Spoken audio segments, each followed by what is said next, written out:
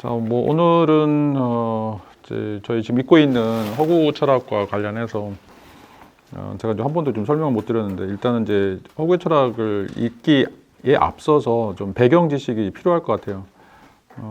뭐 이제 책이 워낙 방대하고 내용들이 좀 다양하게 있기 때문에 여러분들이 조금씩 천천히 정독해 나가시면서 그런 내용들을 좀 파악하시면 좋을 것 같고, 그런데 이제 오늘은 이제 왜 가브리엘이 이 허구의 철학을 쓰게 됐는지 그 배경 지식에 대해서 이야기를 하고, 또 문제 제기에 대해서 좀 논의 드리도록 하겠습니다.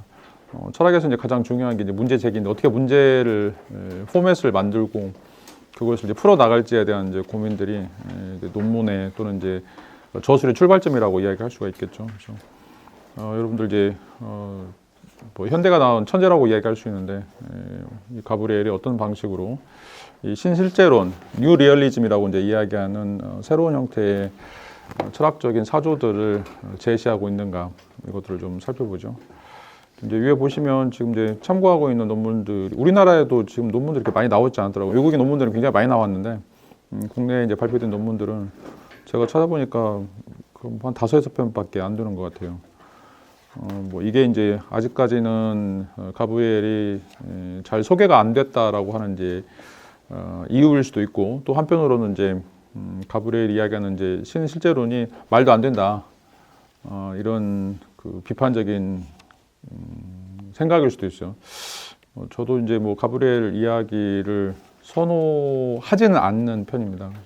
그런데 이제 그럼에도 불구하고 그 전통 형이상학에서 이야기하는 어떤 존재에 대한 이야기들, 이런 것들을 어떻게 하면 이제 현대식으로 해석해 볼 수 있을까라고 하는 이제 많은 고민들이 담겨져 있고, 저는 이제 여전히 이제 전통 형이상학을 지지하지만, 지금 이제 전통 형이상학, 특별히 이제 플라톤의 존재론이 지금 많은 사람들이 이야기하는 것처럼 뭐 한계 상황에 도달했다라고 이야기들 하죠. 그럼에도 불구하고 이제 저는 그거를 개성해야 된다는 생각이 좀 강하고, 안녕하세요. 근데 그걸 어떻게 이제 개성할 것인지에 대한 고민들이 저에게는 좀 풀리지 않는 숙제였습니다. 그래서 제가 이제 고대 철학을 선택했던 이유도 마찬가지고, 앞으로 이제 은퇴하기 전까지 여전히 이제 플라톤이나 아리스토텔레스를 손을 못 대는 이유들이 그런 이유인 것 같아요. 특히 이제 절박한 그런 숙명이라고 이제 이야기할 수가 있는데, 근데 이제 풀지는 못하고 계속 벌벌벌만 떨고 있는데, 그 문제를 좀 해결하기 위해서 계속 이제 최근 한 4-5년간 저희들이 좀 봤던 책들이, 특별히 이제 그 과학혁명과 관련돼서 이제 과학적인 방식에서 이제 자아에 대한 이론들, 그리고 또 이제 불교에 가서 이 과학혁명의 특별히 이제 우리가 양자역학이라고 이야기할 수 있는 그런 어떤 논리들을 설명해주고 있는 이제 아포아 이론들도 좀 살펴봤었고, 그리고 이제 또 이제 다른 측면에서 이거에 대한 어떤 현대적인 색채를 좀 많이 간구했던, 특별히 예술에서 등장하고 있던 이제 모더니즘에 대해서 좀 살펴봤습니다. 그래서 좀 플라톤이 해결하지 못했던 문제들 그냥 뚝 던져놓고만 도망가 버렸는데, 그런 문제들에 대해서 좀 현대적인 시각에서 그 이야기들을 이어갈 수 있는 어떤 주제들이 뭐가 있을까라고 하는 이제 고민들을 갖게 됐고, 그런 어떤 고민들 때문에 계속해서 지금 이런 다양한 이론들을 조금 하나씩 섭렵해 나간다라고 이야기할 수가 있어요. 그래서 이런 방법도 한번 찾아보고 저런 방법도 한번 찾아보면서 플라톤을 어떻게 보면 이제 전통 형이상을 다시 한번 좀 복원할 수 있는 그런 방식들이 있을까라고 하는 이제 시도였다라는 이야기를 드리고 싶어요. 그리고 이제 그런 시도 중에 하나가 바로 이제 가브리엘이 이야기하고 있는 신실제론이라고 하는 이제 이론입니다. 이 이론과 관련해서 이제 대충 이제 어떤 이제 문제 제기를 하고 있는지 여러분들이 좀 아셔야 여러분들 허구의 철학을 읽으면서 어떤 방식으로 이제 디테일하게 그 문제들을 풀어 나가고 있는지 이런 것들을 좀 이해할 수 있을 것 같아서 오늘 이제 간단하게 좀 소개를 좀 드리도록 하죠. 자, 이제 전통적인 실제론과 구별되는 이제 신실제론이 등장하는데, 리얼리즘이라고 이제 이야기하는 것처럼 뭐가 진짜냐라고 하는 거죠. 뭐가 이제 진짜로 존재하는가라고 하는 문제이고, 그래서 여기서 이제 다루고 있는 문제들은 있다라고 하는 것이 무엇인지에 대해서 이제 새로운 형태의 이론을 제시한다라고 이야기를 할 수가 있죠. 그래서 기존의 전통 형이상학이라고 이제 이야기하는 것은 플라톤, 이제 아리스토텔레스 이런 어떤 고대나 중세에 나오는 것들이고, 이제 거기서는 이제 이 존재라고 하는 것들이 어떤 이제 보편적인 특성들을 갖거나 아니면 이제 신처럼 뭔가 초월적인 어떤 특성들을 갖는다라고 이제 이야기를 해왔는데, 실제로 이제 과학혁명이 등장하면서 이런 어떤 보편적인, 그러니까 모든 사물 속에 공통적인 요소로서 존재하는 어떤 특성들 A 또는 B 뭐 이런 것들이 존재하지도 않고, 실질적으로 또 모든 사건들에 연달아서 일어나는 사건들의 그 최종 원인으로서 어떤 부동의 운동자라고 이야기할 수 있는 그런 어떤 존재들도 확인이 안 되고, 그리고 이제 플라톤이나 아리스토텔레스가 이제 고민했던 어떤 목적, 삶의 목적 또는 세계의 목적, 그런 형태에서 어떤 궁극적인 존재도 이제 사라져 버렸고, 이런 의미에서 본다라면 이제 전통 형이사학에서 이야기했던 그 존재에 대한 담론들이 거의 현실적으로는 맥을 못 춘다라고 이제 이야기를 할 수가 있죠. 그런 의미에서 이제 플라톤이나 특별히 이제 플라톤 철학을 그대로 전수하고 있는 기독교라고 하는 이 종교도 실제적으로 이제 여기서 와해의 조짐이라든지 아니면 이제 굉장히 십자포화를 당하고 있는 그런 어떤 공격 지점이 이제 되고 있다라고 이야기할 수 있죠. 그런 의미에서 살펴봤을 때 새로운 형태의 이제 그 존재론이 등장할 필요가 있는데, 허물어졌던 어떤 담들 또는 이제 성벽들을 어떻게 다시 재건할 것인가라고 하는 것이 바로 이제 가브리엘의 숙제다라고 이야기를 할 수 있죠. 이제 가브리엘은 이제 이것을 표상의 위기다라고 부르고 있어요. 특별히 이제 포스트 모더니즘이 등장하면서 이 경계 허물기 또는 이제 탈경계 또는 이제 불연속 이런 어휘들이 이제 계속해서 등장하고 있는데, 이게 이제 대표적으로 포스트 모더니즘이 가지고 있는 기치라고 이제 이야기할 수 있죠. 왜냐하면 이제 우리가 전통적으로 당연히 있다라고 생각했던 그런 어떤 이제 경계들이 있었는데, 그런 어떤 경계들이 실질적으로는 이제 해체되어가는 이제 과정들이 지금 20세기 또 21세기 어떻게 보면 시대적인 이데올로기다라고 이야기할 수가 있겠죠. 그 이제 그런 경계라고 하는 것은 무엇인가? 바로 이제 인간과 동물에 대한 경계, 또 이제 인간과 기계에 대한 경계, 이런 것들이 있는데, 그래서 이제 인간이라고 하는 것이 이성적인 동물이고, 그래서 이성을 갖지 못하는 동물과 차별화된다라고 이제 이야기할 수 있고, 또 이제 인간만이 이성을 가진다고 하는 것은 의식이 있다라고 이제 생각했는데, 그래서 사고하는 존재, 코기토의 존재였는데, 지금 이제 AI가 등장하면서 인간보다 훨씬 더 의식적인 계산들을 수행하는, 그것도 빠른 속도로 이제 계산들을 수행하는 이런 어떤 세계에 이제 놓여 있으면서, 여기서 이제 과연 인간이라고 하는 것이 독자성을 가질 수 있을 것인가라고 하는 이제 큰 문제들이 등장하게 되죠. 특별히 이제 1859년에 이제 종의 기원이라고 하는 다윈의 종의 기원이라고 하는 책이 등장하면서 인간이나 동물이나 공통의 조상을 가지고 있다라고 하는 이야기를 하게 되죠. 그래서 우리는 이제 종이라고 하는 건 절대 변하지 않고, 호모사피엔스라고 하는 건 이제 하나님이 만들어 주신 거라고 생각했었는데, 이 호모사피엔스 종도 그 전부터 영장류 또는 그 위로 올라가면 뭐 어류까지 막 이렇게 올라가서 한 공통의 조상으로부터 나왔다. 그래서 인간이나 동물이나 큰 차이가 없다라고 이제 이야기를 할 수 있고, 또 이제 1956년 이후부터는 이제 분자 생물학이 등장하면서 인간도 동물도 다 DNA라고 하는 이 분자 수준에서 동일한 형태의 구조체에 불과하다라고 이제 이야기를 하는 거죠. 그래서 DNA에서 RNA에 거쳐가지고 아미노산을 합성을 해서 뭐 이것들이 이제 단백질을 만들어내는 이런 어떤 생체적인 과정들이 인간이나 동물에 다 똑같다. 그런 의미에서 보면 인간이 어떤 독자적인 고유성을 갖고 있다라고 이제 말할 수 없다라는 이제 이야기들이 등장하게 되죠. 자, 근데 이제 여기서 인간과 동물에 대한 경계 또는 인간과 기계에 대한 경계가 전부 다 이 과학적인 세계관에 이제 근거하고 있는데, 그 과학적 세계관이라고 하는 것은 바로 물리적 이론론이라고 하는 것들이죠. 다 물질로 환원되는. 그래서 아까도 이제 말씀드렸지만 인간과 동물의 경계, 자, 이것도 이제 DNA라고 하는 어떤 물리적인 분자 상태, 고분자 화합물에 이제 불과한 거죠. 그것들을 어떤 방식으로 배치되느냐라고 하는 이제 문제들이 인간인지 동물인지, 자, 이런 것들을 이제 분개할 뿐이다라고 이제 하는 것들이고, 그다음에 이제 인간도 기계도 이제 동일한 어떤 의식적인 활동들 하는데, 그 이유가 뭐냐? 바로 인간에게 뇌가 있고, 뇌에서 벌어지고 있는 시냅시스 또는 이제 뉴런의 작용이다라고 이야기하는 것이고, 자, 그것들을 우리가 0101 이렇게 디지털로 변환시킬 수 있다. 그래서 이제 마인드 업로딩이라고 할 수 있는 이런 어떤 포스트 휴먼이라든지 트랜스 휴먼이라고 하는 새로운 형태의 인간들이 등장한다. 그게 이제 바로 대표적으로 이제 AI다라고 이제 이야기를 할 수가 있죠. 이런 의미에서 이제 본다라면 신경과학적인 또 뇌과학적인 의미에서 본다라면 인간과 기계의 경계가 사라져버리는 그래서 그 전까지만 하더라도 실질적으로 인간은 독보적인, 그래서 인간은 이성을 가지고 있고 또 신적 속성을 가지고 있고, 그래서 이제 어떻게 보면 그 진화의 가장 선두에 서 있고 계속해서 그 진보하는 진화를 설명할 수 있는 유일한 어떤 기제다라고 이제 이야기를 할 수 있는데, 실제적으로는 이제 이 과학적 세계관이 등장하면서 이 인간과 동물 또 인간과 기계라고 하는 것이 연속적이다. 이것들은 이제 서로 달라질 수 있는 그런 부분들이 없다라고 이제 이야기를 하고 있죠. 이제 지금 그 트랜스휴먼 또 포스트휴먼, 그러니까 지금 호모사피엔스 다음에 나오는 이제 인간들을 트랜스휴먼 또는 이제 포스트휴먼이라고 이제 이야기를 하는데, 이 트랜스휴먼이나 포스트휴먼에서 볼 때 신체를 가진 존재하고 컴퓨터 시뮬레이션 또 사이버네틱스 메커니즘 그리고 생물학적 유기체 또 로봇의 목적론 인간의 목표 사이에는 본질적인 차이나 절대적인 경계가 존재하지 않는다라고 이제 이야기를 할 수 있죠. 그러니까 신경과학이나 뇌과학에서 이야기하는 것들 보면 실질적으로 이거는 구조체에 불과하다. 어떤 식으로 배열되는가라고 하는 문제일 뿐이고, 자 그게 이제 인간의 단백질처럼 또 이제 단백질을 설계하고 있는 이제 DNA의 문제로 환원이 되고, 또 로봇도 거기가 우리 이제 DNA라고 하는 게 ATCG 네 가지 분자에 의해서 서로 이제 결합되는 방식인데, 그게 영일로 구성되고 있는 이 AI와 크게 다르지 않다는 거죠. 네 가지냐, 두 가지냐, 그 차이만 있을 뿐이다라고 이야기를 할 수가 있어요.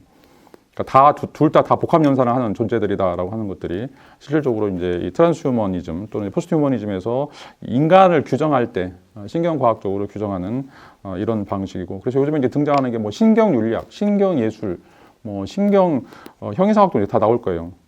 그 전에는 실질적으로 이제 인간만이 고유하게 학문을 한다고 생각했었는데, 실질적으로 우리가 이제 그 학문을 할 때에서 그 학문을 하는 것의 주체가 뭐냐, 우리 뇌이고, 그리고 이제 뇌에서 벌어지고 있는 전자기적 신호가 어떤 흐름을 타는가, 그것들이 어떤 방식으로 뉴런이나 시냅스에서 이제 서로 조직화되는가, 이런 문제로 이제 환원될 수밖에 없다라고 이제 이야기를 할 수가 있겠죠.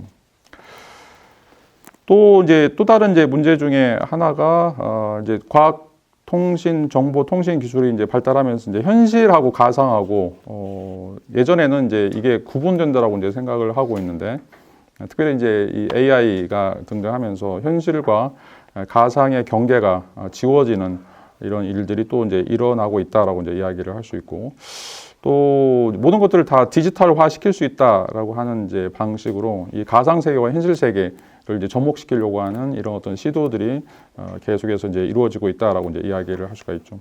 그래서 실질적으로 이제 뭔가 그냥 이미지라든지 아니면 실질적으로 이제 가상 공간이라고 생각했던 이제 이런 것들이 앞으로 이제 계속 과학 기술이 이제 발달하면서 현실 세계와 구분이 되지 않는, 또 현실 세계와 통합되는 이런 형태의 이제 공간 통합적인, 우리가 보통 유비쿼터스라고 이제 이야기를 할 수가 있는데, 이런 어떤 가상 현실들이 나오게 되고, 또 이제 증강 형식이라고 이제 이야기할 수 있는 이런 방식으로 가상 공간과 현실 공간이 통합되는 이런 이제 일들이 벌어지고 있다라고 이제 이야기를 할 수가 있어요. 자, 이제 여기에 대해서 가브리엘은 기본적으로 이런 것들은 이제 환상이고, 또 우리의 삶은 현실이다. 그리고 이제 우리가 아는 것은 사실이다라고 이야기하면서 실질적으로는 가상과 현실에 대한 공간적 구분, 그리고 실질적으로 이 가상이 아니라 자 실제 세계, 그러니까 뒤에 가서도 얘기하지만 어떤 물 자체의 세계, 그런 어떤 진짜 본질적인 어떤 세계가 있고, 그 세계와 우리와의 접촉들을 우리가 이해할 수 있는 그런 어떤 영역들을 확보해야 될 필요가 있다라고 하는 이제 이야기를 하게 되고, 그리고 이제 이런 이제 현대 과학 기술에서 이야기하고 있는 가상 현실 또는 이제 현실 현재, 자 이런 것들을 융합하는 이런 어떤 과정들, 자 이런 것들은 이제 잘못된 오류를 범할 수 있다라고 하는 이제 메시지를 던지고 있어요. 자 그게 이제 바로 가브리엘이 표상의 위기다라고 부르고 있는 위기 의식이다라고 이제 이야기를 할 수가 있습니다. 표상의 위기다라고 하는 거. 표상이라고 하는 것은 이제 실질적인 대상이 아니라 실질적인 대상을 보면서 우리의 머릿속에 떠올리는 가상의 이제 이미지들이라고 이제 이야기할 수 있는데, 그 가상의 이미지들에 대해서 우리가 이제 어떤 방식으로 접근해야 될 것인가라고 하는 것이 이 가브리엘이 이제 호계 철학에서 던지고 있는 그 위기 의식이고 그것들을 우리가 어떤 방식으로 이제 인식하거나 아니면 그것들을 조직화할 필요가 있는가라고 하는 문제가 직접적인 이제 현대 철학이 짊어져야 될 커다란 문제다라고 이제 이야기를 할 수가 있어요. 왜냐하면 지금 이제 이런 표상의 위기가 등장한 이유가 자, 이 실제와 표상이라고 하는 것을 어떻게 관계를 맺을 것인가, 어떤 방식으로 이것을 이어줄 것인가에 대해서 자, 왜곡된 사고 또는 그릇된 사고가 빚어졌기 때문에 발생한다라고 이제 이야기를 하고 있어요.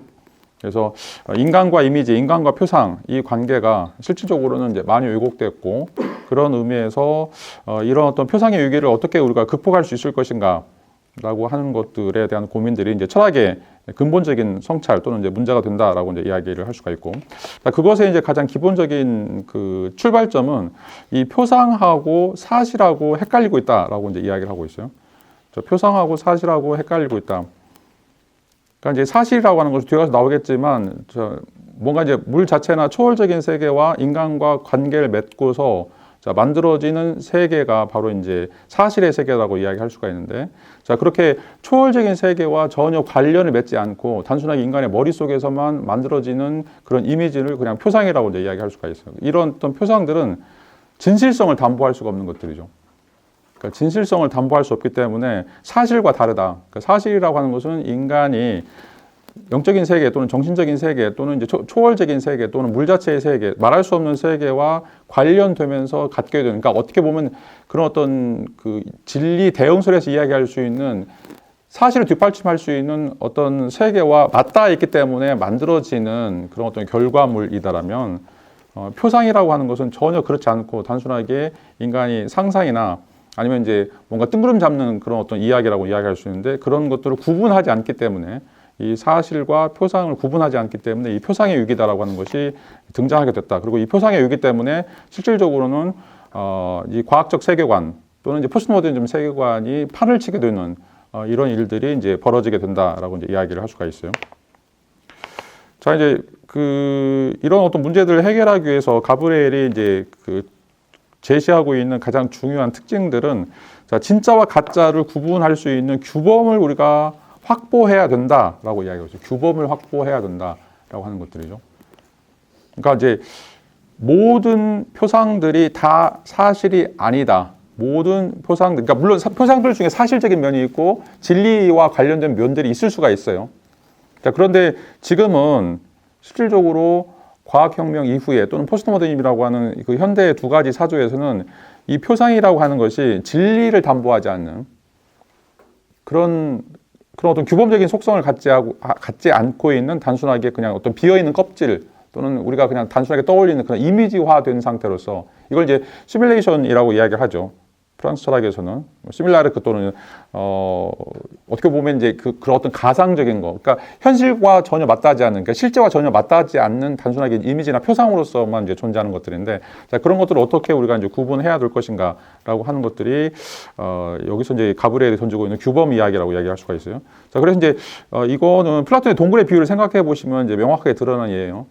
동굴에 들어갔을 때 동굴에서 앞에 스크린에 떠올리고 있는 어떤 그림자들, 자, 이걸 이제 에이카시아라고 이제 이야기하는데, 그 에이카시아라고 하는 것들은 실질적으로는 사물의 진정한 대상이 아니라 그 사물의 대상, 그러니까 사물들이 빛에 의해서 기울임자로 만들어진 거거든요. 근데 그거를 우리가 계속 진짜다라고 생각하는, 그러니까 사물과는 전혀 관련이 없는 그런 어떤 상태. 근데 하나의 이미지로서 우리에게 너무 분명하게 보이기 때문에, 우리 눈에 너무 분명해 보이기 때문에 그게 마치 사실인 것처럼 착각하는 것들이 바로 이제 표상의 위기다라고 이제 이야기할 수 있고, 자, 이게 이제 가짜다. 이게 진짜 사실과는 다른 것이다라고 하는 것을 결정할 수 있는 규범이 필요하다라고 하는 이제 이야기하고 있고, 지금 이제 이 규범이 사라진 거죠. 어떻게 보면 이제 진리의 객관적인 표준이 사라진 거라고 이야기할 수 있고, 그게 인간의 이성이라고 생각해 왔고, 그 다음에 이제 초월적인 세계라고 생각해 왔고, 말할 수 없는 것이라고 생각했는데, 이것들이 이제 과학혁명을 통해서 전부 다 날아가 버렸기 때문에, 다시 이것들을 우리가 어떻게 이제 회복할 것인가라고 하는 이제 고민이 이 가브리엘이 신실제론을 던지고 있는 문제점이다라고 이제 이야기를 할 수가 있어요. 그리고 이제 이 규범이라고 하는 것은 방금 말씀드린 것처럼 이제 표상되는 대상 또는 표상되는 사실이어야만 한다. 자, 여기서 이제 표상하고 대상과 사실을 구분할 필요가 있는데, 이 대상과 사실이라고 하는 것은 초월적인 대상과 관련되어 있는 또는 이제 초월적인 대상과 관련되어 있는 인간이 만들거나 아니면 그것을 통해서 빚어지는 것이다라고 이제 이야기를 할 수가 있어요. 그래서 그러니까 실제적인 그 존재와 무관하게 만들어지는 표상과 실제적인 대상과 관련돼서 만들어지는 표상을 이제 구분할 필요가 있다라고 하는 것이고, 하나는 진실이고 하나는 가짜다라고 하는 이 구분을 좀 꼭 이해를 하셔야 돼요. 자, 여기서 이제 이런 이야기를 던지는 이유는 뭐냐면, 이미지 역시 실제하는데 이미지가 어떻게 생기는가라고 하는 것을 가브리엘이 묻고 있죠. 이미지가 있는 이유는 그 배우에 뭐가 있기 때문에 그렇다라고 하는 거죠. 그러니까 배우에 뭐가 있는 이미지하고 배우에 아무것도 없는 이미지, 이 두를 이제 구분할 필요가 있는 거죠. 그러니까 배우에 뭐가 있는 이미지는 역시 어떻게 보면 이제 이 규범이라고 하는 방식을 통해서 진위성을 가질 수 있는, 참과 거짓을 가질 수 있는 어떤 이제 고유한 특성들을 갖고 있지만, 이제 배우가 전혀 드러나 있지 않는, 배우가 전혀 없는 그런 이미지들은 그냥 단순하게 우리 어떤 현실적인 것들을 왜곡시키는 그런 역할들만 하게 된다라고 이제 이야기를 하고 있어요. 근데 이제 마르쿠스에 따르면 이미지가 근본적으로 관계하고 있는 어떤 것을 표상하고 있다라고 하는 이제 주장을 하고 있죠. 그리고 그 경우에만 이미지가 참인 이미지가 될 수 있다라고 이야기할 수 있고, 그런 것들이 확보돼야만 진짜와 가짜, 그다음에 현실과 가상을 구분할 수 있게 된다라고 이제 이야기를 할 수가 있어요. 자, 이제 이런 것들을 이제 구분하지 못하면 이 표상의 위기 때문에 실질적으로 이제 인간과 동물이라는 이제 인간과 기계의 이 경계들을 나눌 수 없게 되고, 그다음에 이제 포스트 모더니즘 이야기하는 상대주의적인 이런 어떤 시각들을 전부 다 우리가 이제 받아들여야 되는 철학적 위기가 이제 도래할 수밖에 없다라고 이제 이야기를 할 수가 있어요. 뭐 이건 이제 뒤에 가서도 이제 이야기하겠지만, 여기서 이제 마르쿠스 가브리엘이 끌어들이고 있는 것은 현상학적인 방식인데, 현상학적 방식이다라고 하는 것은 항상 생각한다라고 하는 것은 think of예요. 대상이 있어야만 해요. 있는 대상에 대해서만 생각한다라고 생각하는 거죠. 그러니까 우리가 이제 아테네를 갔다 온 사람과 갔다 오지 않은 사람의 차이는 뭐냐면, 아테네를 갔다 온 사람은 그 아테네 지도를 보면서 그 지도를 통해서, 지도를 매개로 해서 실제 자기가 경험했던 아테네가 떠오르게 되죠.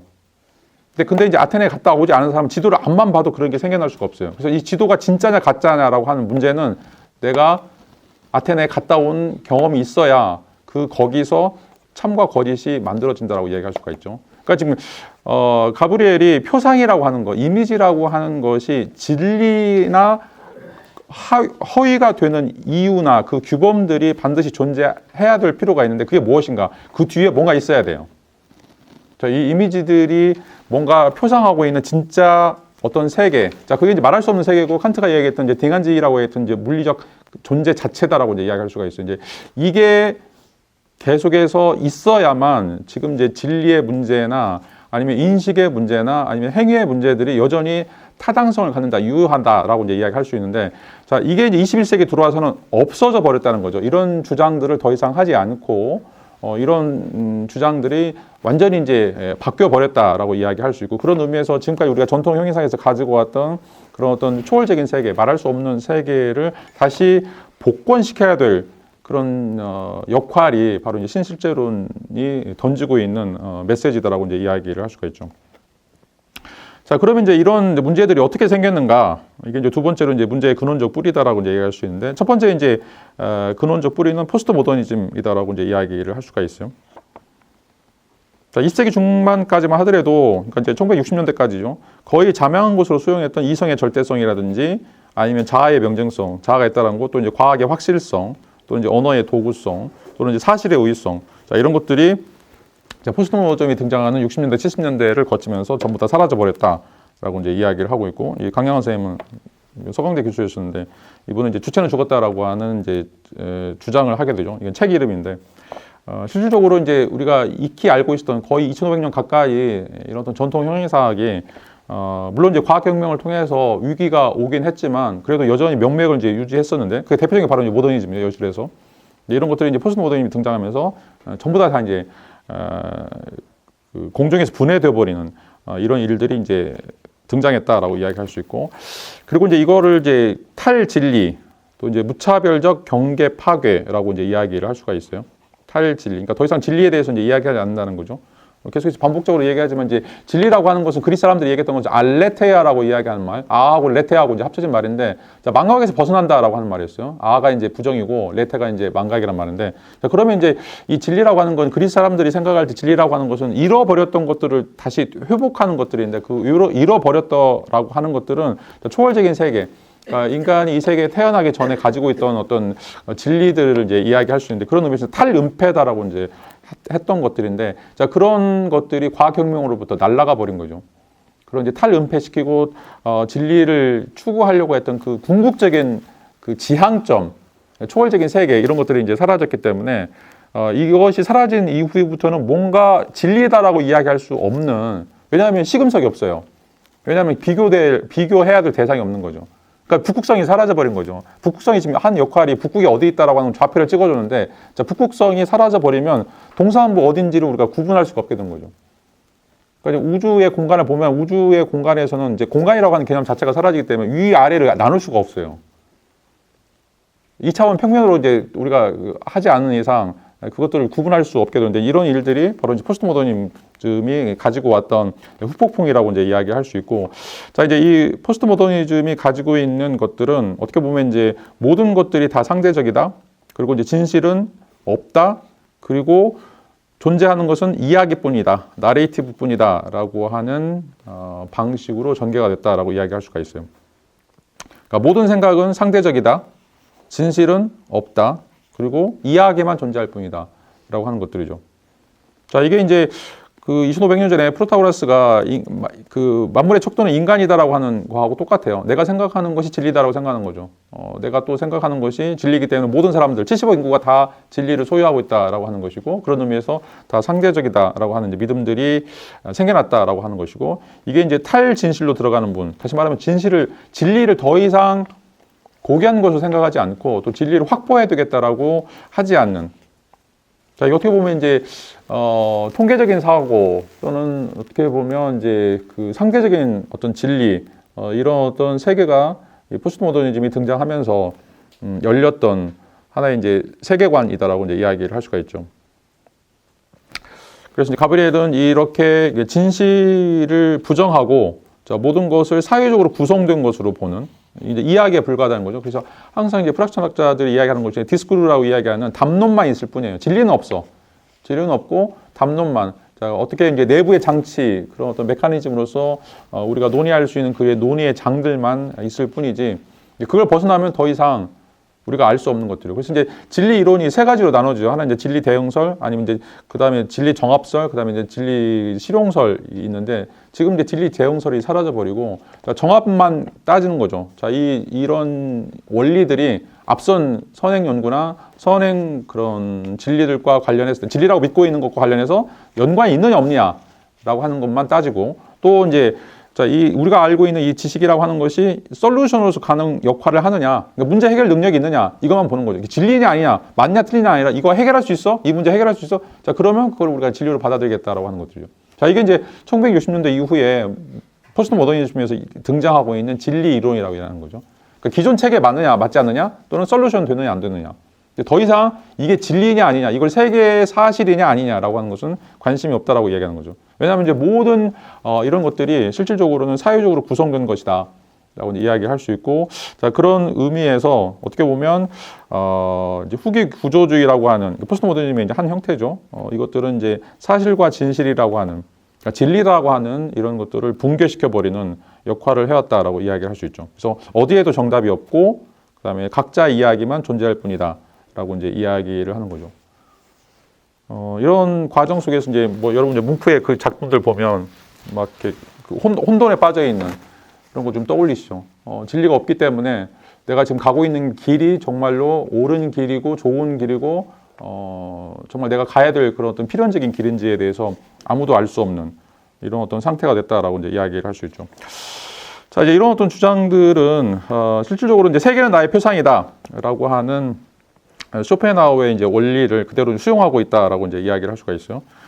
세계라고 하는 것은 이제 그 세계 의지의 표상이다라고 이제 이야기할 수 있는데, 자, 그 세계 의지의 표상으로, 그러니까 세계 의지가 무엇인지, 뭐 이건 어떻게 보면 이제 무의식적인 거라고 이제 이야기할 수가 있어요. 그래서 의식으로 환원되는 것은 표상밖에 없기 때문에 또 그것들이 무엇인지 우리가 전혀 알 수 없고, 자, 그런 의미에서 단순하게 표상된 것만, 근데 그 표상된 것들이 실질적인 세계의 어떤 본질과는 무관하게 존재하는 그런 어떤 특성들을 갖는다라고 이제 이야기를 하고 있고, 또 데리다 같은 경우에는 텍스트 밖에는 아무것도 없다라고 이제 이야기하죠. 텍스트라고는 이제 인간의 언어죠. 인간이 사용하고 있는 나레이티브, 인간이 사용하고 있는 이야기들 밖에는 아무것도 존재하지 않는다라고 하는 거죠.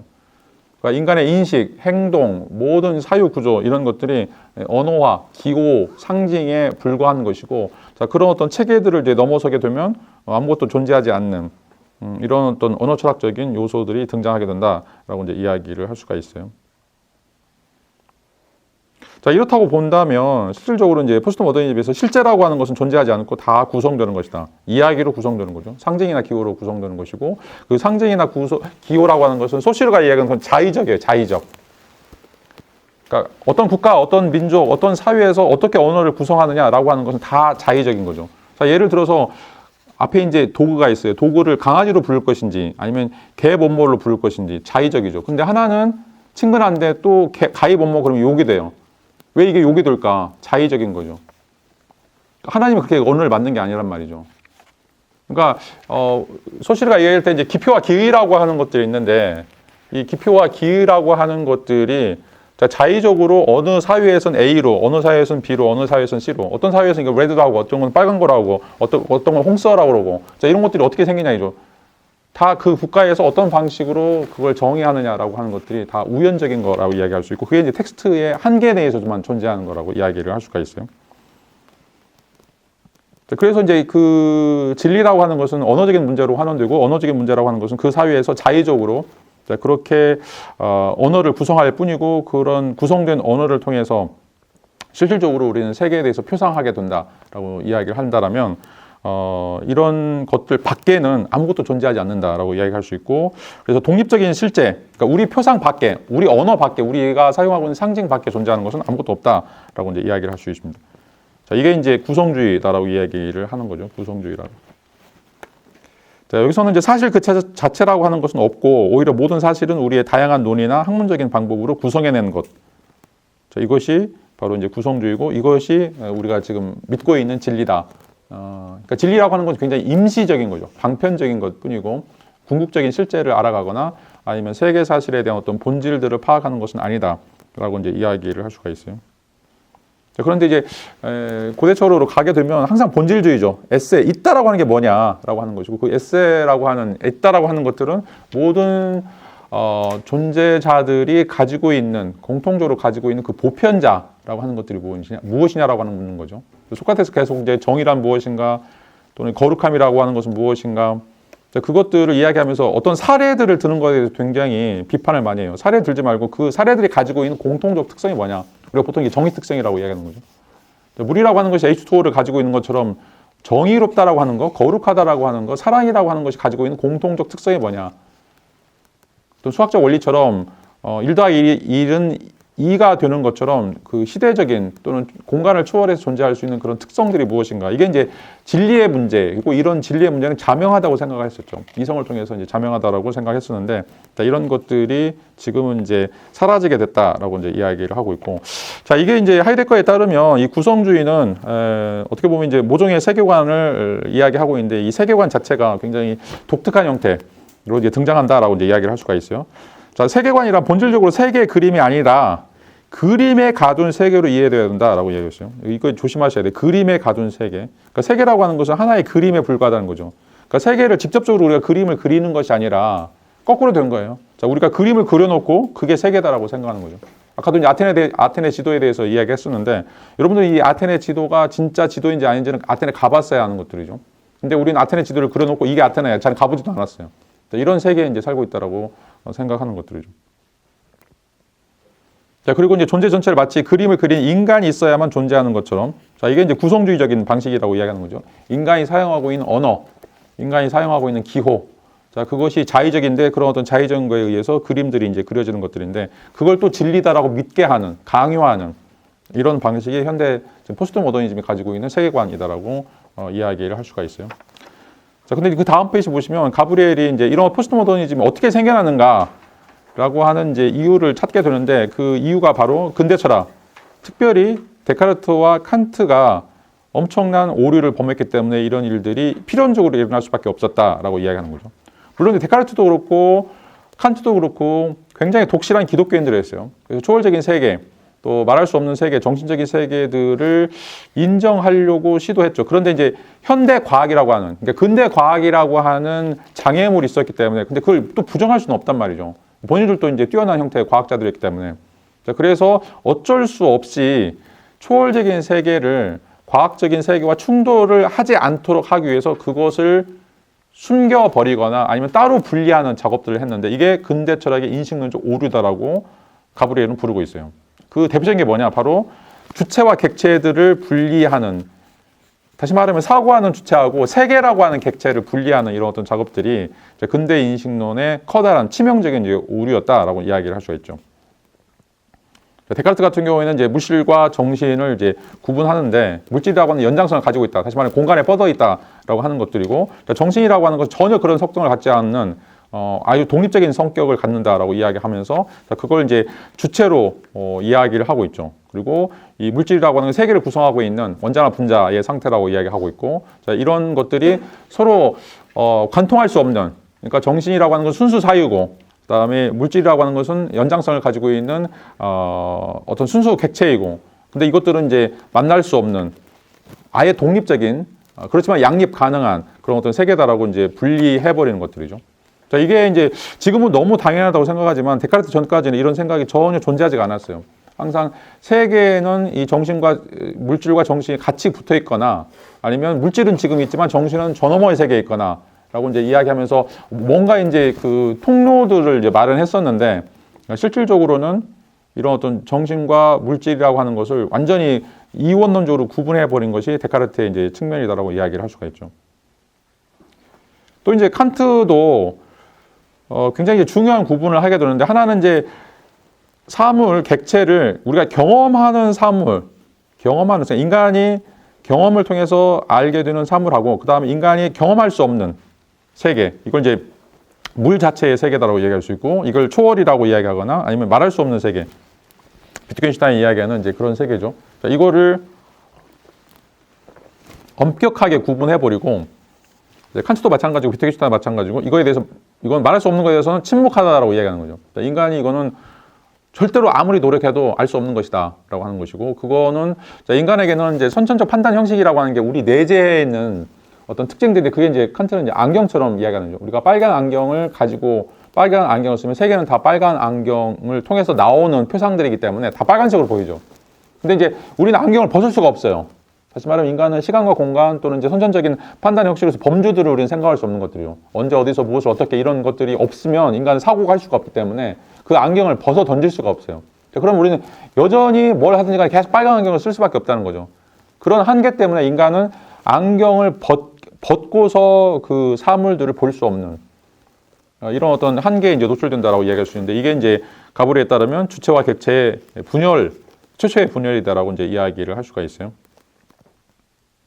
자, 그런데 이제 이 근대 인식론에 따르면 우리는 이제 이런 방식으로 물질인 객체로부터 완전히 분리되고, 또 물 자체인 사물로부터 완전히 분리가 돼서, 자, 우리가 아는 것은 실제가 아니라 실제의 표상이다. 다시 말하면 우리가 쓰는 안경, 우리가 사용하고 있는 언어, 또 우리의 어떤 감각 지각을 통해서 들어와 있는 어떤 정보들, 자, 이런 것들만 안다라고 이제 생각하는 것들이죠. 자, 이런 의미에서 우리는 자, 실제에 편입되어 있는 것이 아니다. 오히려 우리는 실제의 건너편에 위치한다라고 이야기하는 거죠. 그래서 그 대상이라고 하는 거를 이야기할 때 이제 독일어는 게겐슈탄트라고 이제 이야기하는데, 맞은편에 있다라고 하는, 맞은편에 있다라고 하는. 그러니까 나는 거기서 멀리 떨어져 있는, 그러니까 이제 고대나 중세에서는 어떻게 보면 이제 실제라고 하는 것에 내가 포함되어 있다라고 이제 이야기를 할 수 있다라면, 통합적인 어떤 세계에 살고 있다라면, 근대에 와서는 나는 완벽한 이성적인 존재 또는 정신적인 주체로서 세계를 마주보고 있는, 또 세계를 마주볼 수 있는 어떤 천사적 관점을 가질 수 있는 그런 어떤 존재로 이제 편입된다라고 이제 이야기를 할 수가 있어요. 근데 문제는 또 그렇게 떨어지면서 우리는 실제를 전혀 알 수 없는, 왜냐하면 우리는 빨간색 안경을 썼기 때문에, 우리가 가지고 있는 선천적 판단 형식이라고 하는 것을 가지고 태어났기 때문에, 그것은 저 물질이 가지고 있는 연장성과는 또 완전히 다른 속성들이라는 거죠. 그래서 절대 저 물리적인 속성들, 물리적인 세계와 우리가 하나가 될 수 없는, 통합될 수 없는 그런 어떤 한계들을 갖게 된다. 자, 그런 의미에서 우리는 우리만의 방식으로 세계를 알게 된다라고 하는 것들이고, 정말 진짜 세계 그 자체, 물 자체 말할 수 없는 것들은 알 수 없다라고 하는 것이 칸트나 데카르트의 판단이다라고 이제 이야기를 할 수가 있어요. 자, 그런 의미에서 이제 칸트의 순수 이성 편반에서 이야기할 때 우리는 인간의 입장으로서만 세계를 바라보는 것이다라고 이야기할 수 있고, 그래서 물 자체는 인간의 인식 범위를 벗어나는 거기 때문에, 물론 이제 실천 이성을 끌어들이면서, 실천 이성에 대한 예술을 끌어들이면서, 자, 그것에 대한 어떤 또 다른 방식의 접근을 이야기는 해요. 근데 이제 인식론적으로, 다시 말해 자연과학적으로 인간이 경험해서 감각지각을 통해서 그런 세계는 절대 들어갈 수 없다라고 하는 거죠. 왜냐하면 그건 도덕의 영역이고 어떤 신학의 영역이고 예술의 영역이기 때문에, 자연과학적 영역, 다시 말하면 물리적인 세계에 대한 이해를 하는 방식으로는, 그러니까 순수 이성의 방식으로는, 지금 우리가 계산하고 우리가 알고 있는 그 의식적인 방식으로는 절대 초월적인 것들을 알 수 없다. 왜? 우리는 그 안경을 벗어볼 수 없기 때문에라는 거예요. 우리가 갖고 있는 안경은 이 자연 세계에만 이해할 수 있는, 그러니까 물리적 세계에만, 감각지각을 통해서 알 수 있는 세계만 허용되는 것들이지, 그것을 떠나서 이 초월적인 세계 또는 이제 그 물 자체의 세계는 들어갈 수 없는 것이다라고 하는 이야기들이 이제 근대 철학이 가지고 있는 한계다라고 이제 이야기를 할 수가 있어요. 자, 그래서 가브리엘은 이제 포스트 모더니즘을 비판하면서 포스트 모더니즘이 왜 생겨났는가? 이 포스트 모더니즘이 생겨난 이유는, 근본적인 이유는 근대 철학의 한계다.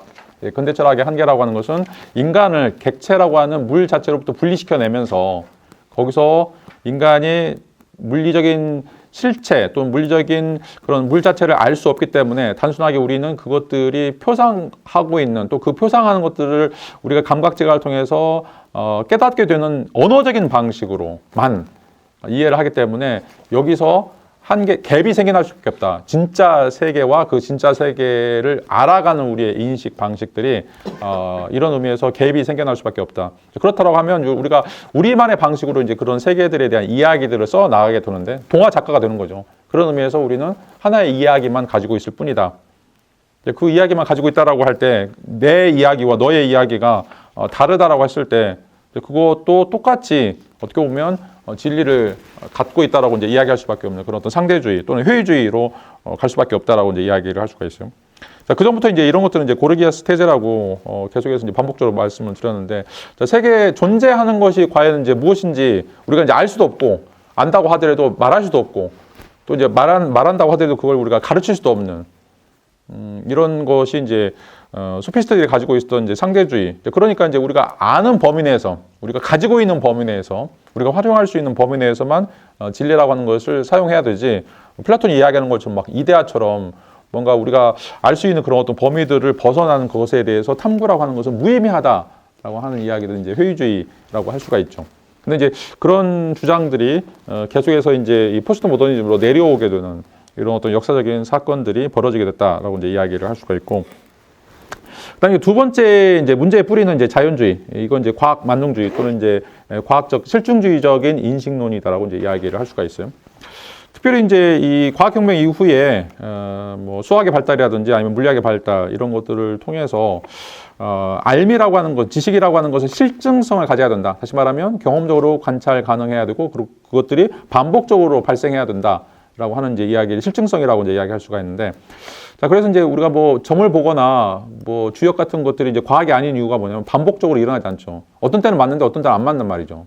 근데 이제 이게 계속해서 누적이 돼가지고 뭐 50% 맞는다거나 70% 맞는다거나 이런 반복성이 있어야 우리가 과학이라고 이야기할 수 있는데, 자, 그런 어떤 이 종교라든지 아니면 예술이라든지 이런 것들 보면 그런 어떤 반복성이라든지 아니면 주기적인 검증성들이 전혀 보이지 않기 때문에, 그런 의미에서 이것은 어떻게 보면 이제 놀이에 불과하거나 아니면 이제 학문의 영역에 편입될 수 없다라고 하는 어떤 주장들이 논리 실증주의자들이 이제 던지고 있는 메시지였죠.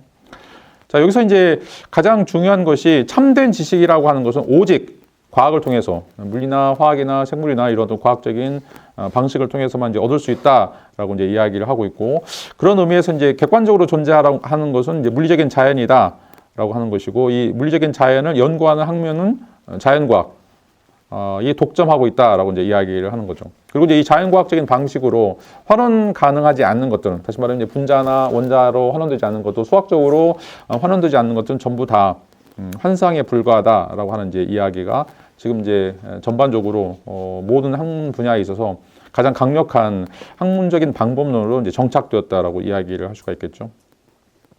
그래서 이제 자연주의는 이제 인간도 사회도 모든 것들을 다 자연화시킨다.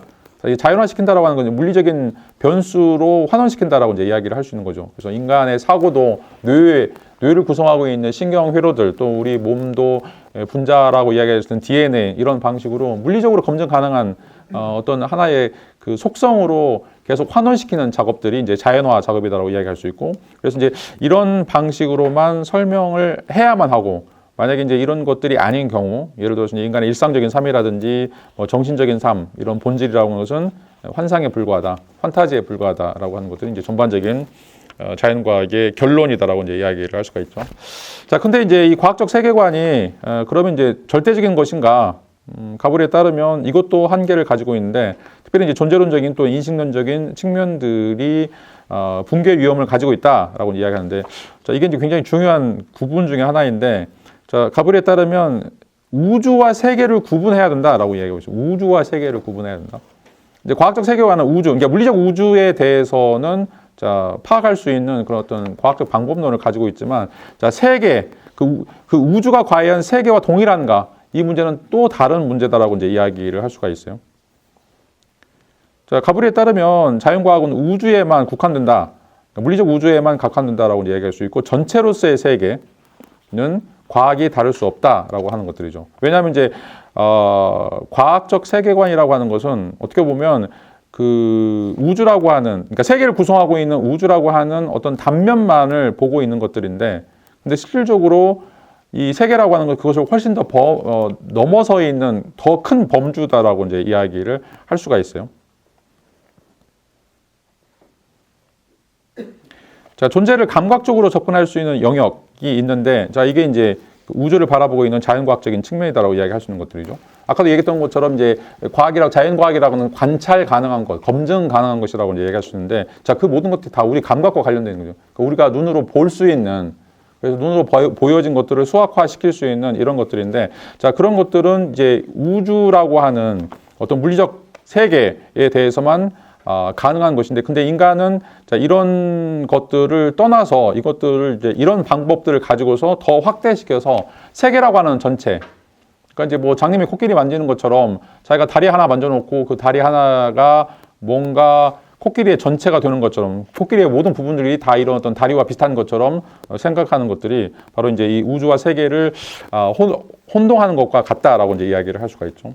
이제 과학자들도 이제 인정하는 것처럼 지금 우리가 알고 있는 네 가지 힘, 우주를 구성하고 있는 네 가지 힘, 그 다음에 이제 여러분들 이제 원소 주기율표에 나오고 있는 뭐 100여 가지의 원소들, 자, 이것들은 우주의 5%밖에 안 되고 나머지는 암흑물질, 암흑에너지, 아직 인간이 탐험할 수 없는, 아직까지 알려지지 않는 이제 그런 세계들인데 우리가 가지고 있는 그 5%의 지식을 가지고서 우주가 어떻다라고 하는 것들이 바로 이제 이 가브리엘이 얘기하는 어떤 부분적인 형태의 우주를 가지고서 전 세계라고 하는, 그러니까 전 세계로서의 세계를 이야기하려고 하는 이런 어떤 시도다라고 이제 이야기하는 것들이죠. 그러니까 인간이 가지고 있는 어떤 감각적인 세계는 굉장히 일부이고 제한적인데 그런 것들을 넘어서서, 그러니까 다시 말하면 과학적 방법 갖고 포착될 수 없는 그런 영역들까지 이야기하려고 하는 것들은 또 그것들에 대해서 그런 이야기하는 것에 대해서 그게 이제 착각이고 환상에 불과하다라고 이제 이야기하는 것들은 타당한 그런 어떤 작업이 되지 못한다라고 이제 이야기를 할 수가 있는 것들이죠. 자, 이런 의미에서 인식론적으로 그건 이제 불가능하다라고 이제 이야기를 할 수 있고 또 존재론적으로 보면 계속 제가 또 이제 우물 얘기 말씀을 드렸는데 자, 우물 안에 있으면 자기가 우물 안에 있다라고 하는 건 절대 알 수 없는 거죠. 우물 안에 있으면 자기가 우물 밖에 동시에 있어야 되는데 자, 인간은 어떻게 보면 이제 세계 밖으로, 우주 밖으로 나갈 수가 없는 거죠. 그러니까 우주가 세계의 일부인데 인간이 우주 안에 있으면서 우주를 포함하고 있는 세계를 이야기한다? 이게 이제 존재론적으로 불가능하다는 거죠. 그러니까 우주라고 하는 것이 우물 안이다라면 우물 안에서 우물 밖에 있는 것이 이제 세계이고 전체적인 세계인데, 통합되는 세계인데 그 세계를 이야기하려고 하는 것이 존재론적으로 불가능하다. 왜냐하면 인간은 이 우물 밖을 나갈 수 없으니까, 우주 밖을 나갈 수 없기 때문에 그렇다라고 이제 이야기를 할 수가 있어요. 그래서 바깥에서 볼 수 없는 세계를 두고서 그림을 그리는 것이 바로 이제 과학적 세계관인데 그런 세계관은 불분명하고 거짓이거나 아니면 이제 불완전할 수밖에 없다라고 이제 이야기하는 것이고, 자, 존재하는 모든 것을 포괄하는 세계에 대한 그림을 자기들이 하고 있다라고 하는 과학적 세계관은 가브리에 따르면 새빨간 거짓말이다라고 이야기하는 거죠. 이제 계속해서 공격하는 것처럼 만약에 이제 과학의 대상으로서 우주를 전체 세계로 간주하게 된다면 그 세계 내에 있는 인간성 또는 인간의 삶, 자, 이런 것들은 전부 다 허구이거나 아니면 이제 비실제가 되어버릴 수밖에 없는데, 근데 이제 이런 자연과학적인 방식, 자연주의라고 하는 것들은 실질적으로는 세계에 대해서 우리가 알려주는 이런 바들이 이제 많지 않다라고 이야기를 할 수 있죠. 뒤가서도 얘기하겠지만 이제 이런 것들이 왜 그런가? 이 세계를 구성하고 있는 것은 물리적인 것뿐만 아니라 유발 하라리가 이야기한 것처럼 이제 상상의 질서라고 하는 것들이죠. 상상의 질서. 뭐 예를 들어 전북대학교가 있어요? 전북대학교는 없어요. 이 물리적으로 따지면 없는 거죠. 전북대학교에 있는 것은 여기 있는 책상이나 걸상이나 뭐 교직원이나 뭐 이런 것들인데, 자, 이걸 또 전북대학이라고 하지 않는 거죠. 돈도 마찬가지고 기업도 마찬가지고, 어떻게 보면 이제 세계를 구성하고 있는 대부분의 요소들이 물리적인 것보다는 상상의 질서라고 이야기할 수 있고, 상상의 질서라고 하는 건 다 거짓말이에요.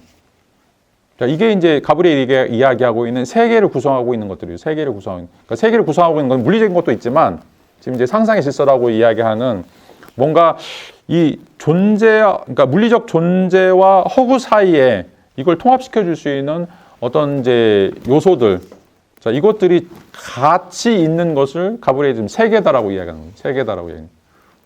근데 만약에 이제 물리적 사실만을 이야기한다라면 실질적으로는 그게 있다라고 말할 수 없는 거죠. 예를 들어서 이제 돈도 마찬가지죠. 돈이 있다라고 이야기하려면 그걸 물리적으로 화학하면 그건 종이 조각에 불과하죠. 근데 어느 누구도 종이 조각 5만 원짜리 심사임당을 못 찢어요. 찢으면 바보라고 얘기하죠. 내가 이게 종이 조각이라고 생각하지만 못 찢는 이유가 뭐예요? 이게 실제한다고 생각하는 거죠. 5만 원짜리. 심사임당 언니가 가짜가 아니라는 거죠. 왜 이런 일들이 벌어지는가라고 하는 거죠. 이게 이제 유발 하라리가 얘기하는 상상의 질서인데, 그 상상의 질서가 이제 확대된 게 종교와 예술, 문화라고 이야기하는 것이고, 이제 인간이 호모사피엔스가 기원전 3만 년을 기점으로 해서 인지혁명이라고 생각하는데, 그 인지혁명이 생기는 이유가 바로 이제 물리적 존재, 생물학적 존재에서 역사적 존재로 넘어가서는 거죠. 이 역사적 존재라고 하는 거는 실질적으로는 거짓말할 수 있는 능력이에요. 그러니까 돌멩이를 가지고서, 금도 돌멩이죠. 이 돌멩이를 가지고서 이게 고귀한 것이다, 소중한 것이다, 이게 뭔가 있는 것이다라고 하는 어떤 존재성을 투여하는 이런 어떤 과정들, 이런 어떤 과정들이 역사적 존재로 이제 넘어가게 되는, 역사라고 하는 것이 이제 실질적으로 인간이 침팬지에서 벗어나는 가장 분기점이 이제 된다라고 이야기할 수 있는데, 솔직하게 이야기하면 거짓말하는 거죠. 이게 돌덩어리에 불과한데. 그래서 이제 누가 그랬죠? 황금을 돌같이 여겨라. 뭐 황금이 돌같이 여긴 게 아니라 돌 자체죠. 금속일 뿐이죠. 원래는. 근데 그거를 인간들은 금은 그러면서 귀금속 이야기하면서 거기에 가치를 부여하는 것들. 자, 이런 과정들이 어떻게 보면 이제 이 세계를 구성하고 있는 가장 중요한 중핵이다라고 이제 이야기할 수 있고, 근데 만약에 이제 자연주의만 따르면 이거 전부 다 제거돼야 되죠. 근데 인간 삶에 있어서 과연 이제 그런 것들이 제거됐을 때 과연 이제 사회적 생활이 유지될 수 있을 것인가? 절대 될 수 없다라고 이야기합니다. 왜냐하면 이 상상의 질서가 필요한 이유가 뭐냐면 집단을 단결시키기 때문이에요. 집단을 단결시키기 때문에.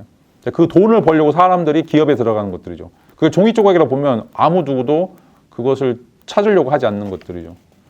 금을 찾아서 막 사람들이 떠나는 이유가 뭐냐? 그게 금이라고 생각하기 때문에 그런 거죠. 거짓이나 환상을. 종교도 마찬가지고 예술도 마찬가지고 거기에 목숨 거는 사람들 보면 그게 아무것도 아니다라고, 그러니까 물리적으로 보면 아무것도 아닌데 실질적으로 왜 사람들이 거기에 목숨을 거는가라고 하는 거, 거기에 부여되고 있는 어떤 실제성들이 있기 때문에 그렇다라고 이야기할 수가 있어요. 그래서 가브리엘은 이 두 가지 요소가 다 통합되어 있는 것이 세계다. 근데 자연주의는 우주라고 하는 물리적 요소만 가지고서 이야기한다. 근데 얘네들이 더 나가서 이 물리적 우주만 가지고 이야기해야 되는데, 실질적으로 우리가 인간의 삶, 또 인간의 어떤 역사라고 하는 것을 또 자꾸 감각적인 것으로 환원시키려고 하기 때문에 거기서 왜곡들이 일어나게 된다라고 이제 이야기를 할 수가 있죠. 그 다음에 이제 앞에서도 얘기했던 것처럼 이제 과학혁명이 발명하면서 지금 현실 세계하고 이제 가상 세계가 만들어지게 되고, 이 가상 세계를 또 현실 세계에 통합시키려고 하는 이런 일들이 이제 만들어지게 되는데, 지금 역으로 이루어지고 있다는 거죠. 그러니까 과학혁명 또 과학 과학주의, 자연주의라고 하는 것이 현실과 가상을 구분했고 가상을 전부 다 제거하려고 했다는 거죠. 근데 지금 과학이 발상하면서 현실적인 세계보다 가상 세계를 더 많이 만들어내고 있고 그 만들어내는 세계들을 현실 세계에 통합하려고 하면서 지금 거꾸로 가고 있다는 거죠. 이거 어떻게 설명할 거냐라고 하는 거죠. 그러니까 과학적인 실증주의가 발달해서 전부 다 이 환상이나 인간의 삶들이 날아갔는가? 절대 그렇지 않다는 거죠. 오히려 더 이 가상 세계가 더 많이 확장이 됐고 확장된 것뿐만 아니라 그것들을 현실 세계에 통합시키려고 하는 이런 시도들이 오히려 지금 과학혁명을 통해서 일어나고 있는 일들이 아닌가라고 이제 이야기를 하는 것들이죠. 자, 이제 그렇다라고 하면 이제 이 두 가지 문제점들을 극복하기 위해서 어떻게 이제 할 것인가 하는 이제 주장이 이제 신실제론, 뉴 리얼리즘이라고 이제 이야기를 할 수가 있겠죠. 전통 형이사학에서는 이제 존재라고 하는 것이 있고 그 존재라고 하는 것은 그 자체로 있는 어떤 것이다라는 이제 생각들을 갖게 되는데 여기서 이제 우리가 고민해야 될 것은 우리가 보고 경험하는 존재하고 그 다음에 우리가 보고 듣지 않지만 그 자체로 존재하는 어떤 것들이 있다라고 하는 구분이 전통 형이사학의 출발점이다라고 이야기할 수가 있어요. 그래서 우리가 보고 경험하는 것들은 가짜이거나 아니면 그것들은 존재가 희미한 것들이고 우리는 이제 그 자체로 존재하는 어떤 이데아라든지 아니면 뭔가 초월적인 이런 것들을 우리가 추구해야 된다라고 하는 이야기를 하게 되죠. 이게 이제 물 자체라고 이야기할 수 있고 말할 수 없는 거. 그다음에 이제 시야와 눈의 관계다라고 이야기할 수 있는 거죠. 시야와 눈의 관계. 우리에게는 시야만 있는 것처럼 보이는데 그 시야가 있기 위해서는 반드시 눈이 필요하다라고 하는 것이 이제 비트겐슈타인의 주장인데, 자 이게 이제 전통 형이사학에서 이야기하고 있는 초월적인 세계죠. 이 초월적인 세계들을 이제 만들어 놓은 것이 가장 큰 결과물이다라고 이제 이야기를 할 수가 있어요. 아까도 인지혁명 이야기했지만 인지혁명의 가장 큰 출발점이 바로 이제 동물벽화나 제사의식인데 그것은 인간이 경험해 보지 않는 죽음에 대해서 이야기하는 것들이죠. 그러니까 동물도 죽고 그러니까 소멸하는 과정들을 보면서 그 이후에 뭔가 있을 것이다라고 하는 생각들. 자, 이런 생각들이 이제 철학의 출발점이었고 어떻게 보면 이제 철학이 추구하고 있는 초월적인 세계. 그러니까 이 세계 말고 또 다른 세계가 있고 그다음 이 세계와 저 세계는 이제 연결되어 있고 그리고 우리는 이제 이 세계와 저 세계로 넘어가는 그런 과정 속에 있다. 그런 어떤 순환 속에 있다라고 하는 생각이 만들어진 게 BC 5세기경의 이제 전통 형이사학이라고 이야기할 수 있죠. 플라톤이 가장 대표적인 사람이라고 이야기할 수 있고 그리고 이제 그 세계는 우리와 독립적으로 존재한다.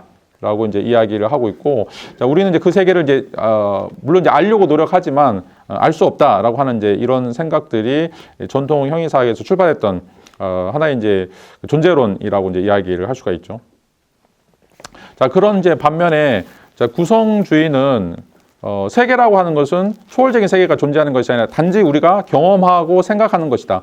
경험하고 생각하고 이제 만들어내는 것이다. 라고 하는 이제 이야기를 하고 있죠. 이게 바로 이제 아까도 얘기했던 것처럼 인간의 만물의 척도다라고 하는 이야기, 또 텍스트 밖에는 아무것도 없다라고 하는 이제 이야기인데, 자 이제 이 두 가지 전통 형이사학과 구성주의에 대한 반대가 바로 신실제론이에요. 그러니까 이제 있다라고 하는 것을 어떻게 규정할 것인가? 실제적으로 우리와는 무관하게 그 자체로 존재하는 물 자체를 승인하고 있는 전통 형이사학도 버리고 그것만 있다라고 하는 거를 버리는 거죠. 물론 이제 전통 형이사학을 수정하고 보완하려고 하는 것이 신실제론의 입장인데, 근데 이제 전통 형이사 이야기하는 가장 메인스트림이라고 이야기할 수 있는 우리와 무관하게 뭔가 존재한다라고 하는 그런 주장에 대한 반론이면서 동시에 그것에 대한 완전 또 다른 극단에 있는 구성주의, 다시 말하면 그런 어떤 초월적 실제는 존재하지 않고 단지 우리가 경험하고 생각하는 것, 그리고 우리가 만들어낸 이야기만 존재한다라고 하는 이 구성주의도 또 반대하게 돼요. 그러니까 이 두 가지 한계들을 극복하기 위해서 실질적으로 새로운 형태의 이제 새로운 형태의 존재론이 이제 필요한데 그 새로운 존재론을 이제 만들기 위해서 이제 가브리엘이 이제 했던 이야기들이 바로 이제 신실제론의 출발점이다라고 이야기를 할 수가 있죠. 3페이지 보시면 전통 형이사학에서 또는 구성주의에서 이제 뭐 서로 다른 이야기를 하는데 둘 다 공통적인 가정에 기초하고 있어요. 둘 다 공통적인 가정이 있는데 그게 이제 아까 얘기했던 것처럼 근대 인식론의 한계라고 하는 거죠.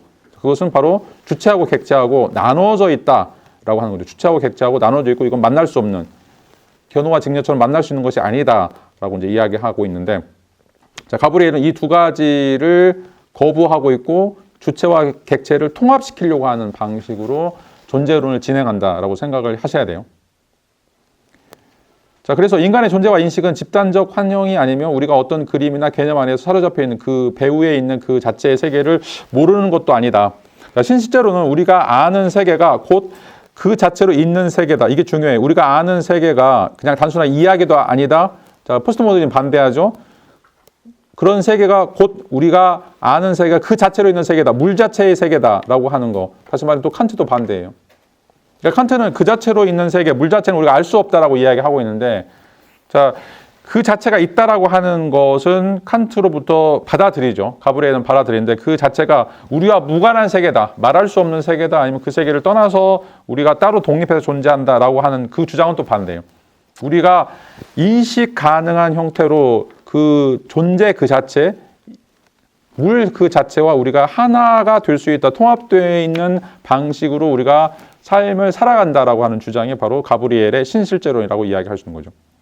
자, 그래서 우리가 아는 것은, 우리의 인식이라는 것은 실제 그 자체, 물 자체, 말할 수 없는 것, 우리가 눈과 시야에서 눈이라고 하는 것이지 단순하게 표상으로만 그것들이 존재하는 것이 아니다 라고 하는 거죠. 단순하게 그림자나 이미지나 아니면 어떤 언어적인 그런 어떤 구성물이 아니다. 그것이 진짜 물 자체이다, 진짜 눈이다, 진짜 말할 수 없는 것이다 라고 하는 것을 이야기를 하고 있죠. 자, 그런 것들이 실질적으로 어떤 것인가라고 하는 것, 다루는 게 바로 이제 허구의 철학에서 구체적인 사례들을 통해서 이제 이야기를 하고 있어요. 자, 여기서 이제 중요한 것은 신실제론에 따르면 우리가 경험하는 것이 단순하게 상대적이거나 아니면 임시적이거나 아니면 이제 하나의 이야기에 불과한 것이 아니라 우리가 이 경험을 통해서 인식하는 세계가 바로 진짜 세계, 실제하는 세계와 맞닿아 있다라고 하는 거죠. 자, 이게 이제 굉장히 중요해요. 아까도 얘기했던 것처럼 아테네 지도가 있는데, 아테네 지도라는 것은 우리가 사고하는 거, 우리의 언어를 이제 이야기할 수가 있어요. 근데 우리가 이 아테네 지도를 보는 순간 진짜 아테네가 떠오르거나 아니면 그것과 관련을 맺고 있다라고 하는 것들이죠. 자, 칸트는 우리가 갖고 있는 이 지도는, 아테네 지도는 단순하게 우리가 우리 마음속에 있는 아테네에 대한 환영의 하나의 표식에 불과하다. 근데 진짜 아테네가 어떤지는 우리는 알 수 없다. 그건 이제 뭐 도덕이나 예술이나 어떤 또 다른 초월적인 방식으로 접근해야 된다. 이게 똑같이 지금 비트겐슈타인은 똑같은 거예요. 말할 수 없는 것에 대해 침묵하라고 하는 것들.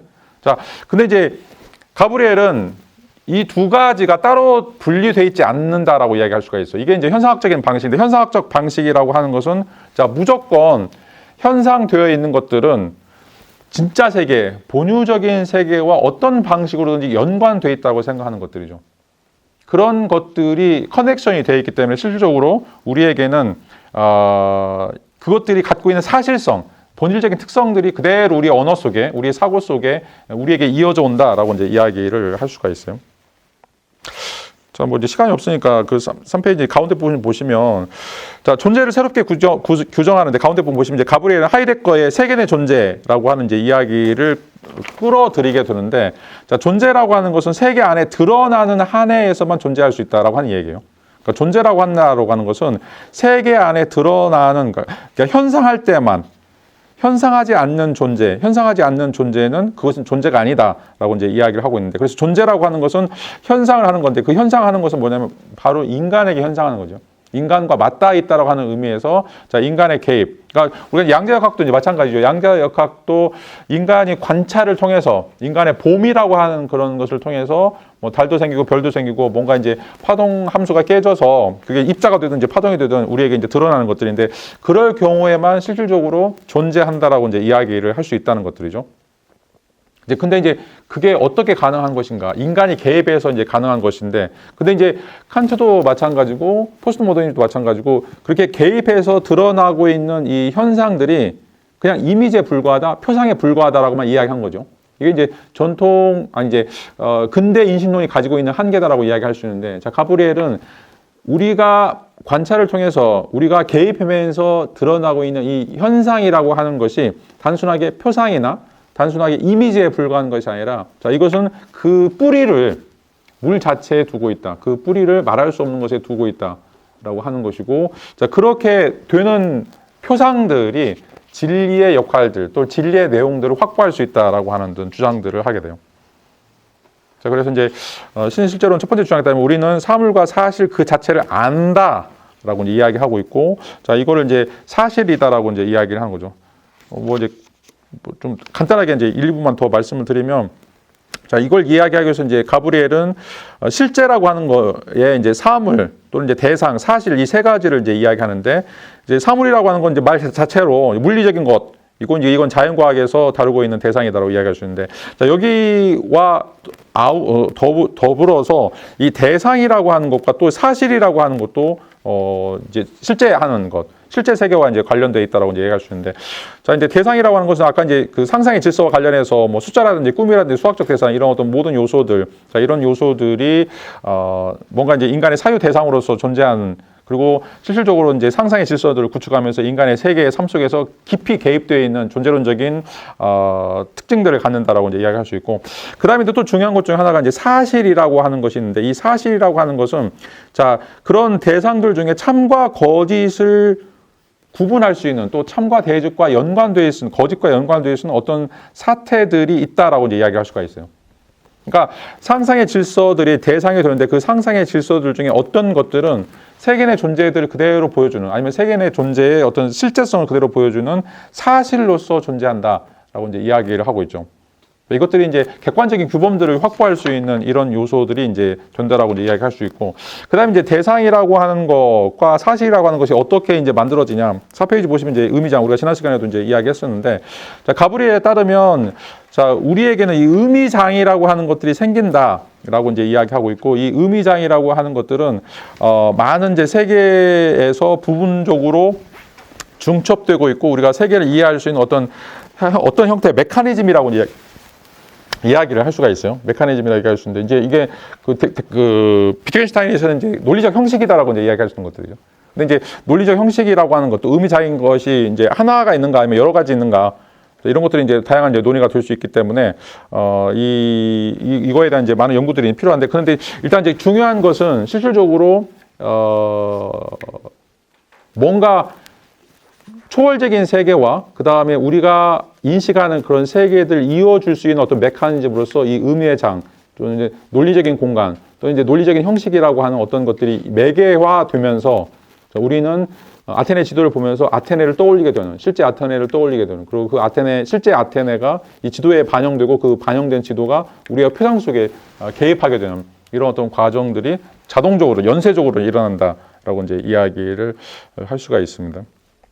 자, 이제 결론적으로 보면 이제 가브리엘은 지금 이제 탈진실의 형상, 또 이제 가치의 위기와 관련해서 철학이 어떤 역할을 할 수 있을 것인가라고 하는 이제 문제인데, 저는 이제 이런 문제와 관련해서 이제 과학적인 방식의 담론들을 수용하면서 어떻게 이제 전통 형이상학적인 것들을 이야기할 수 있을 것인가라고 하는 고민이 이제 제 고민이었는데, 가브리엘은 좀 달라요. 오히려 과학적인 것들이 갖고 있는 한계들을 좀 이야기하고 있고, 과학을 수용하기보다는 과학의 한계들을 지적하면서 실질적으로 이런 어떤 고대 형이상학이 가고 있던 메커니즘을 어떻게 다시 복권시킬 것인가, 다시 회복시킬 것인가, 이런 어떤 천착이 필요하다라고 하는 이제 이야기를 하게 되고, 그런 의미에서 이제 토대가 무너진 경계, 저는 이게 다 날아갔다고 생각을 했는데, 이런 경계가 이제 아직도 유효하다고 생각하고 있고, 그 경계를 어떻게 그을 것인가, 그 경계를 긋는 방식들을 어떻게 우리가 이제 논의해야 될 것인가라고 하는 것이 전통 철학을 이어서 지금 포스트 모더니즘이나 자연주의를 극복할 수 있는 하나의 이제 대안이다라고 이제 이야기를 할 수 있죠. 저희는 지금까지는 이제 자연주의를 일단 품고서 어떻게 전통적인 형이상학을 끌어올 것인가에 대한 이제 고민을 해왔다라면, 그게 이제 대표적으로 바로 이제 불교죠. 양대역학을 수용하고, 일단 100% 수용하고, 거기서 어떻게 초월적인 것을 이야기할 것인가. 이런 것들이 이제 대부분 다 뭐 과정의 철학도 이제 마찬가지고, 불교도 이제 마찬가지고, 현대 뭐 신경과학도 마찬가지고, 이제 새로운 방식의 학문적인 방식이라고 이야기할 수 있는데, 이제 가브리엘은 그런 거 다 포기하고 일단은 기본적으로 과학의 한계들, 그리고 이제 과학이 이야기하고 있는 요소들 중에 어떤 의미에서 전통적인 형이상학이 뿌리내릴 수 있는가, 과학의 한계를 넘어서서 그 과학을 일정 부분 부정하면서 어떻게 그것들을 끌어올 수 있을 것인가, 이런 어떤 고민들이 이제 담겨져 있다고 생각을 하고 있어요. 물론 저는 동의하지 않아요. 근데 이제 이런 어떤 방법들이 굉장히 이제 천재적이다라고 이야기할 수 있고, 여전히 이제 플라톤이나 기독교적인 세계관을 통해서 어떻게 이제 초월적인 세계와 우리가 알고 있는 세계들을 매치시킬 것인가, 매치시킬 것인가 이런 어떤 고민들이 가브리엘의 이제 문제 제기다라고 이제 이야기를 할 수가 있습니다. 일단 뭐 이제 시간이 짧기 때문에 간략하게 가브리엘이 이제 어떤 고민들을 했는지 이런 것들을 좀 소개를 드렸고요. 이제 허구의 철학 이제 읽어가시면서 이런 것들 어떻게 구체적으로 이제 하나씩 탑을 쌓아가고 있는지 그것들을 좀 확인하시면 좀 좋을 것 같습니다. 일단 좀 쉬었다가 발표 준비하시는 것들 좀 나누도록 하죠.